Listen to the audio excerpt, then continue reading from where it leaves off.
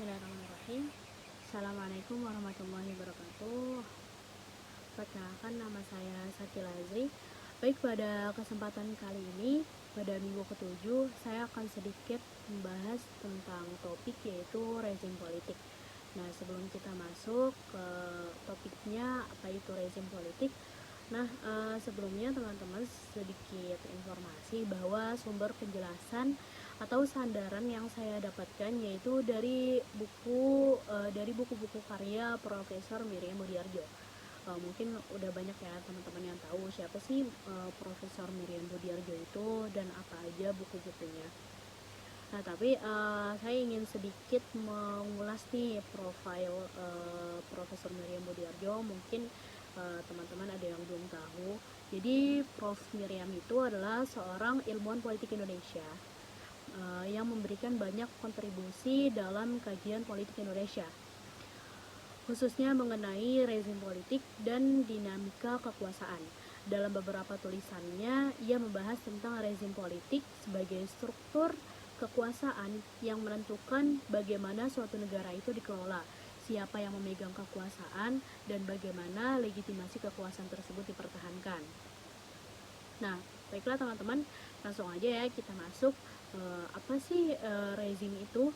Jadi menurut Profesor Miriam, rezim adalah seperangkat aturan dan institusi yang mengatur dan membentuk perilaku politik dalam suatu negara, serta bagaimana kekuasaan dijalankan, termasuk siapa yang memegangnya dan cara mempertahankannya. Secara umum, rezim mengacu pada sistem atau aturan yang mengatur bagaimana suatu negara atau organisasi politik dikelola, baik secara formal maupun secara informal. Nah, jadi secara garis besarnya teman-teman bisa disimpulkan rezim itu bisa dibilang sebuah cerminan keadaan negara tersebut. Bagaimana negaranya, bagaimana rakyat negara tersebut.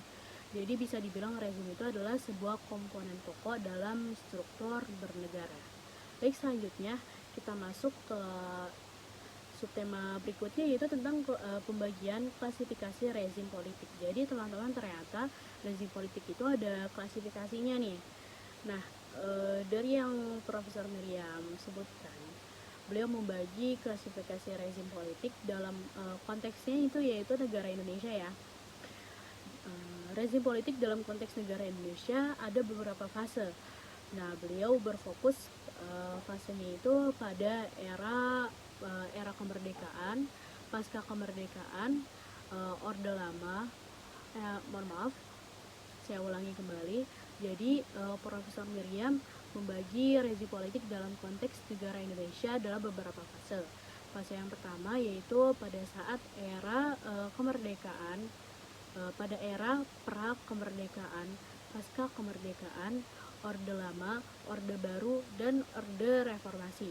Ia menyoroti bagaimana setiap rezim memiliki karakteristik tersendiri, baik dalam pola otoritarianisme maupun demokratisasi.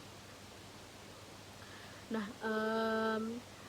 jadi dalam karakter rezim ini ada dua polanya lagi nih teman-teman, yaitu otoritarianisme dan demokratisasi.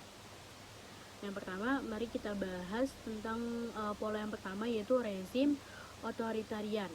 Nah, jadi rezim otoritarian ini sebagai contohnya itu bisa dibilang rezim Soeharto atau pada saat Orde Baru. Sebagai contoh rezim otoritarian yaitu di mana kekuasaan terpusat pada satu individu atau kelompok kecil dengan pembatasan kuat terhadap oposisi politik, kebebasan pers, dan hak-hak sipil.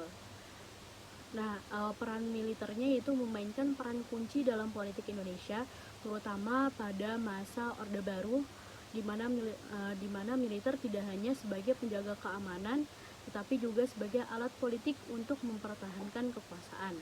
Lalu pola selanjutnya yaitu demokratisasi. Nah, di sini demokratisasi itu seperti apa polanya, yaitu bisa dibilang demokratisasi itu dimulai pada saat jatuhnya rezim Orde Baru pada 1998. ketika Indonesia mulai membuka ruang lebih luas bagi partisipasi politik, kebebasan berpendapat, dan pemilihan umum yang lebih bebas.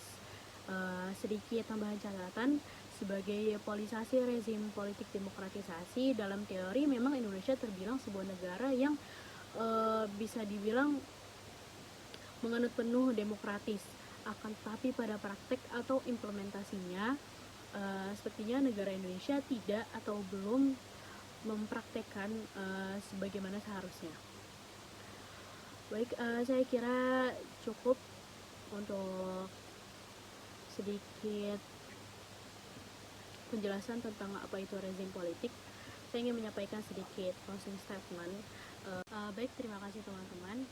Sekian, hidup sendirian tanpa kasih, cukup sekian dan